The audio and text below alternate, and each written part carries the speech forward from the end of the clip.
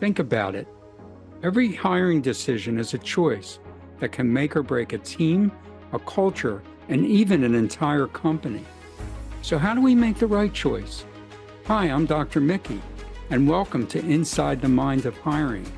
Here we'll uncover the psychology and strategy behind effective hiring. Because the right fit isn't just about skill or experience. It's about understanding people, their motivations, their strengths, and the shadows of their shortcomings. Together, we'll tackle the tough questions. How do we look beyond bias? How do we find the qualities that make people not just qualified hires, but the right hires? This is about identifying leaders who drive success, lift morale, and actualize a company's vision. Inside the Mind of Hiring starts now. Wow, everybody. I want to welcome you to this show. And I'm Dr. Pat. I get to take this journey with Dr. Mickey Fineberg. And I just want to say he is the founder, owner of Delta Consultants. That is deltaconsultants.com. And he is a leader in the field when it comes to evaluating who are these people we're trying to fill these top management, CEO, C-suite, whatever jobs. This is what he does. He's been doing it brilliantly for the times where we actually need to make good decisions. Why? How many headlines have you looked at recently where somebody's in, then they're out, and they're out, then they're in? So we're either confused about how to hire people. We don't understand the importance of clearly identifying what the job specifications are. And then are you ready to suffer the consequences if you're not clear?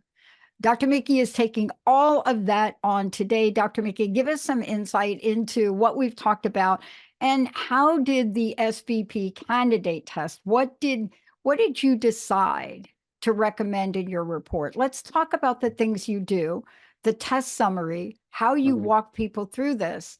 But the bottom line is, if you make the wrong decision, my mom used to say something. My mama from the South used to say, girls, y'all, you make your bed, you sleep in it. Same thing with hiring.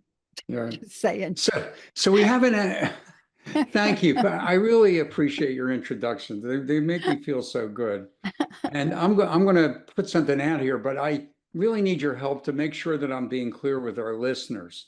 Because if I'm not, you're the clarity guard, and you got to keep me straight along those lines, because I don't want to get into technical psych gibberish and maybe job gibberish and get everybody confused, because it's just an educational kind of service process for them, our listeners. So I want to make sure it's all cool.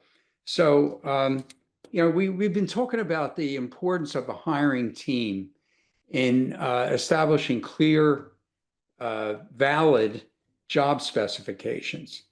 And, as a guide or foundation for recruiting, evaluating, and ultimately selecting the best possible managers and executives and key professionals as well. So I was recently asked, and I want to go over the assessment results that you talked about, and we'll summarize them. But I was recently asked to do an executive assessment for a media company, and one of their profit centers provides information for businesses. And that information helps them protect assets, even protect lives, and avoid what I call major event costs that they can avoid, and present to them sales opportunities that they can take advantage of and maximize. So they're hiring as an SVP, which is a senior vice president, business intelligence. So it's a program development and execution role, at least in general it is. Now, the business intelligent division for this company has been successful, but it needs someone to accelerate growth. It needs acceleration. So in prior years, the business intelligent profit center was run by a general manager, and sales, which is a key role, obviously, reported directly to that general manager. So marketing, operations, and technology were basically peer departments But they weren't directly reporting to the GM, but certainly sales was, and that was key. So now, in the current scheme of things, sales is not reporting to the GM. So the sales is reporting now to the senior vice president. So the only directly reporting positions to the senior vice president is product management and customer service. The rest of the key functions are peer functions, and they're there to support him to the degree that he can get them to support him. Okay. So no direct line authority over sales. So it's almost purely a matrix environment right now. Mostly purely a matrix environment. So what that emphasizes, and it did say it in the job description: collaboration, mutual team support, collegiality, partnering, those kinds of verbs. Okay. However, in the beginning of the job description, there were two words that just perplexed me a little bit. They seem, relevant maybe for another job, and maybe the way this job was, but they used two verbs. One was spearheading and driving the business. Okay, direct leadership of the business. So I'm thinking it's a little bit, you do need somebody to drive things, but we're talking about emphasis here, and it's a fine point. Yeah. But there's actually a clear distinction when you're trying to size up a candidate. Is the role more collaboration and partnering? Is it really driving the business? Yeah. And you got to know. You have to know what you want, right, Dr. Mickey? I mean, You you got got to to know know. what you want. I mean, Right. I'm not judgmental about this, and I don't think you are either. I think there are some companies where driving the business is a number one priority and things really fall by the wayside. All of the, what did you call it last show? Soft skills, Soft right? skills. The And hard you skills hire are that soft skills. right, whatever I don't even know what we're calling them Right, anymore. right. But by the way, those soft skills have now been voted the number one and number two of the category when recruits are asked, what are you looking for in a company? Money is not there, benefits are not there. It's empathy, compassion, and respect. Right. So you got to know what you're doing, because some days you're the windshield and some days you're the bug. Right, exactly. You got to really know what you're looking for. That is, it's absolutely major. But the hiring team developed specifications to me that left me a little bit unsure, but I decided to go with the stronger words as an emphasis to, as the background for what I need to decide about this candidate after analyzing his background and the test data and my experience with this candidate. My experience with the candidate, as you know, is important. So, the candidate's background, interestingly enough, emphasizes business and executive support jobs. That's what his background is. But it's noteworthy that he was involved for his companies in analyzing acquisition and merger opportunities, and coordinating them, well, bringing them to management and seeing if they approved, and then coordinating them and playing a role in negotiating those deals. And he was pretty much of a successful contributor along those lines. And it was another interesting factor in his background that in his last company, there was an acquisition that he facilitated and recommended that acquisition be separated out as a separate business division. And he was actually given the title of Chief Commercial Officer for that division. He was not the CEO, but what he did do is support the sales VP in that division in final shaping and negotiating key sales contracts for key customers. And he was pretty successful at that. He's also, very well attuned in his background to software as a product, software as a service, which is very much in line with what my client offers. And so he's got a good background there. The media per se that they're involved in, he doesn't have a good background there, but can learn that. Okay, so I had questions. How is this candidate going to test? Okay. What do test results look like relative to his background and what I think the job specifications are? Well, at least when I'm leaning, the direction I'm leaning to. And that's a business, kind of leaning towards the business driver. Okay. I'm leaning in that direction. Not 100% sure, but I'm leaning in that direction. So what I found out about our candidate, whoops, trying to get this description in front of me. Well, but what I hear you saying is, look, for people tuning in, here's let's break this down for a minute. Sorry. Because 9 times out of 10, y'all, this, if you've either been in a hiring position, and my heart goes out to all of my HR colleagues, because I've spent a number of years in HR and I understand the sandwich that you're in. Right. I did a whole section in my research on called Manager in the Muddle. Right. And the bottom line with this is what Dr. Mickey is saying is you got to do this in layers. There are layers that you have to go through. Right, Dr. Mickey? We first may look at somebody at the 40,000 foot level. I love this because I skydive. Right. At 40,000 foot level, you ain't jumping out of that plane unless you're Tom Cruise. Okay. But about 18,000, that's about the max that you're allowed. And that's pushing it. You jump out of that plane, but you can see the ground. Right? You're not allowed to jump out in cloud. So what is that? You don't want to hire somebody in cloud cover. You have to have a crystal clear view. That's right. Got to know what you want. And you got to be clear about that, especially to characters like us who are evaluating candidates, and especially to the recruiters that are recruiting them. So what did this candidate test like? So my personal experience with him, by the way, I have to slap these guys on the wrist because all of their senior managers are men, not including this one.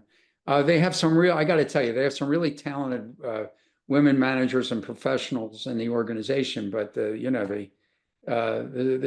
seniors are all guys, so we got to take care of that in the near future. But anyway, this guy, very bright.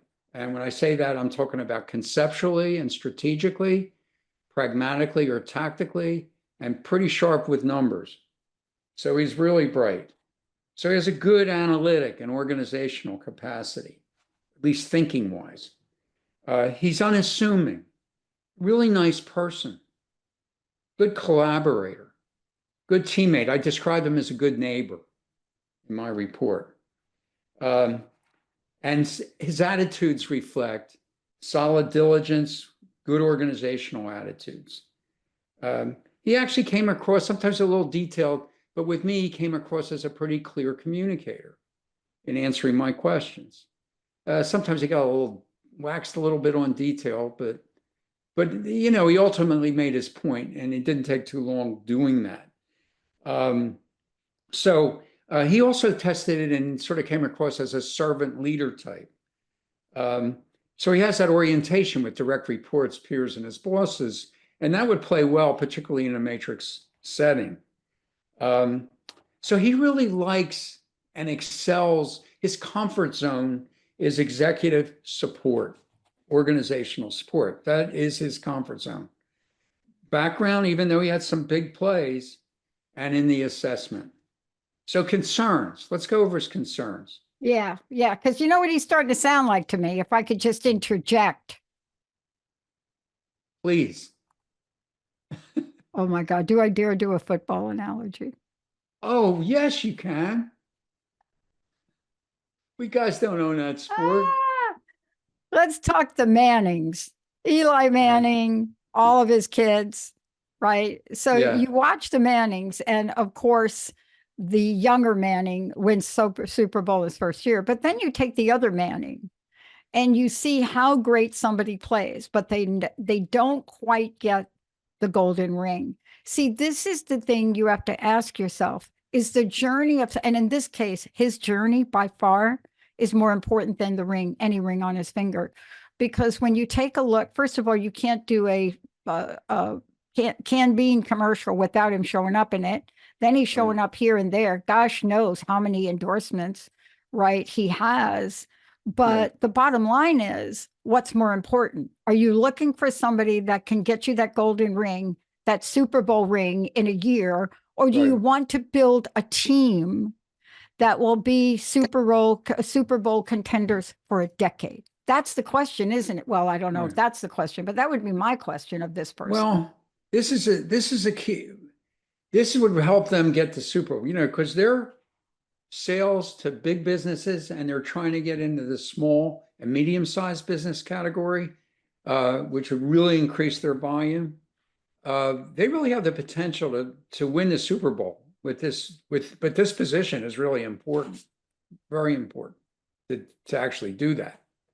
So testing concerns.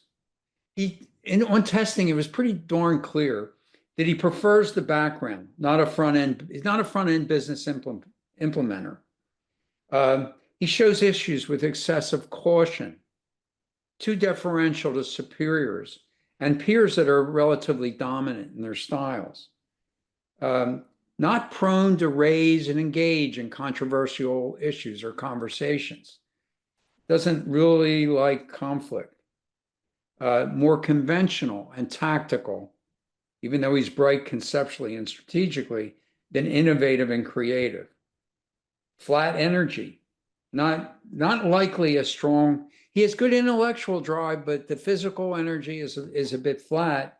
So he's not likely to be a strong pace setter, which is important for a point person. I mean, when do you get to the point, Dr. Mickey, where you say, oopsie? Yeah, oopsie Maybe is right. not. I mean, I know you Well, can't. So I'm going to be the devil's advocate. I'm going to be on the panel because I know this situation where someone like you with your expertise comes in, you do a phenomenal analysis, and you got somebody on the board or the panel or the interview panel is like, Dr. Mickey, right. Yeah. right? What do you say? Wait. What, Go ahead. Come on. I what are got to you see telling where us? I got to find Okay, out where so this ends up. Okay, so in the report, I did not recommend him, and did not recommend him. Yeah. He was Why? short of what I call a confident endorsement.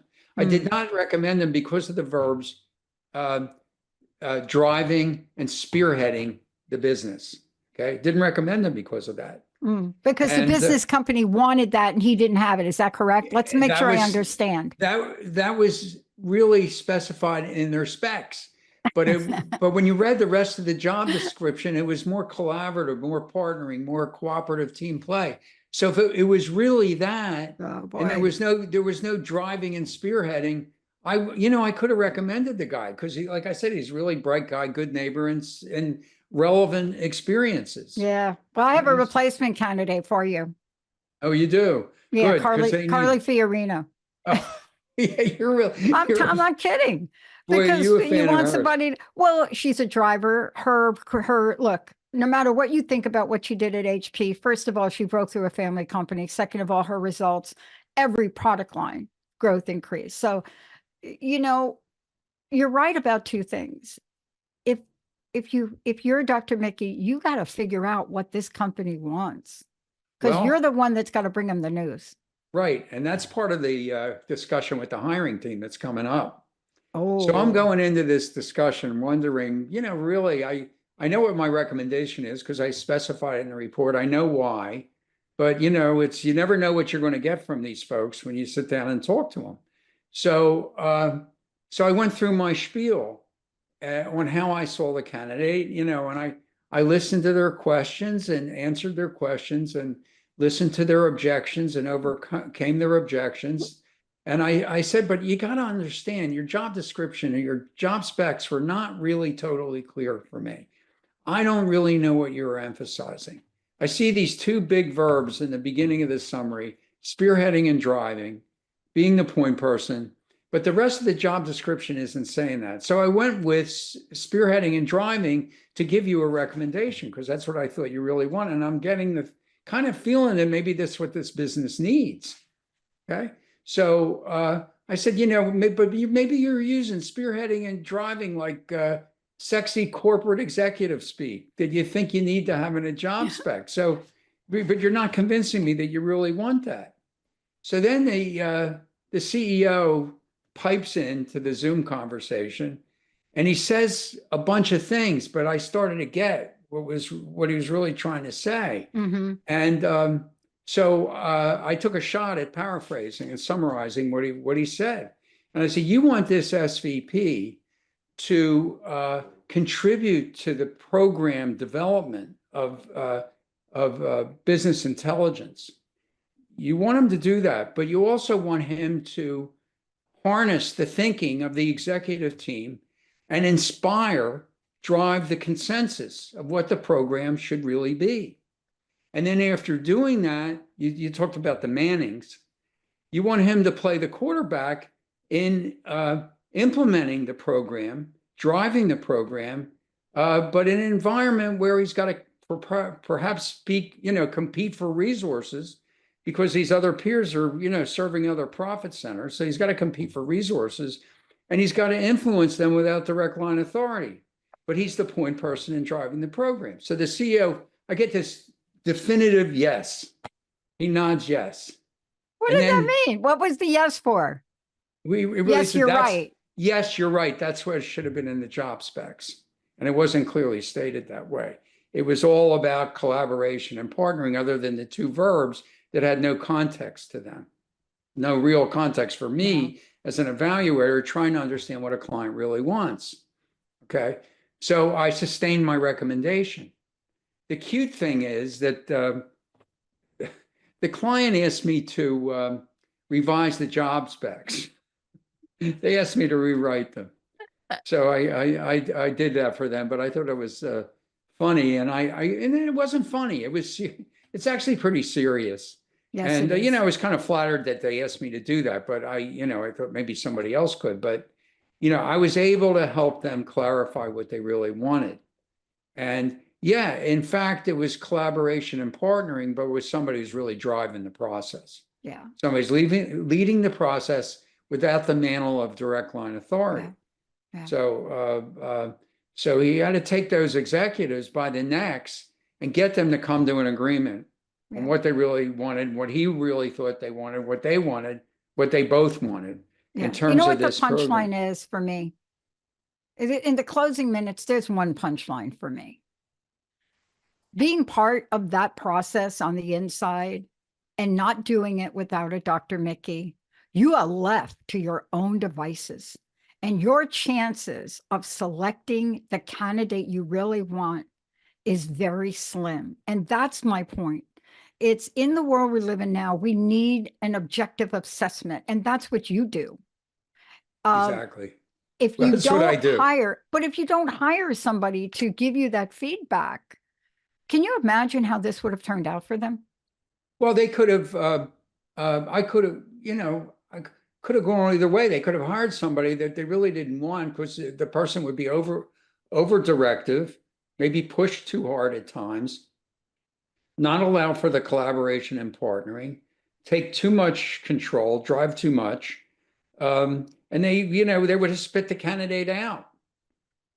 On the other hand, if they were really emphasizing collaboration, but they wanted somebody to take charge over the process at the right time, and they were really emphasizing, well, with this candidate, they would have been, this candidate might have worked, but not it maybe worked in a purely collaborative environment. They wanted this candidate to drive the process, so this candidate wouldn't work, and they had to get clear on what they wanted. So I really, I don't always do this. A lot of times the specs are clear. I serve the purpose of not only giving them a good evaluation, I serve the purpose of helping them get clear on the candidate that they really wanted and the role that they really wanted him to play. I love it. Dr. Mickey, and thank you for today. How do we find out more about you? And we actually had the perfect candidate in our mock interview a couple of weeks ago. Martha Stewart. What, for this job? Yeah, probably. Yeah, why? Because she's a driver, right? No question. And yet her persona in the public, she is friends with Snoop Dogg. So how do we find out more about you, Dr. Mickey? Well, just you can email me at Mickey, Mickey, at deltaconsultants.com. You can check me out on LinkedIn, and maybe send me a message there. Dr. Mickey Fineberg. I'm listed there. And my website, www.deltaconsultants.com. I love it. Dr. Mickey, thank you Go so much visit me. for shining a light on this, because this is right now one of the most important business processes we have. We companies do not have time, especially with technology changing, to make a bad decision.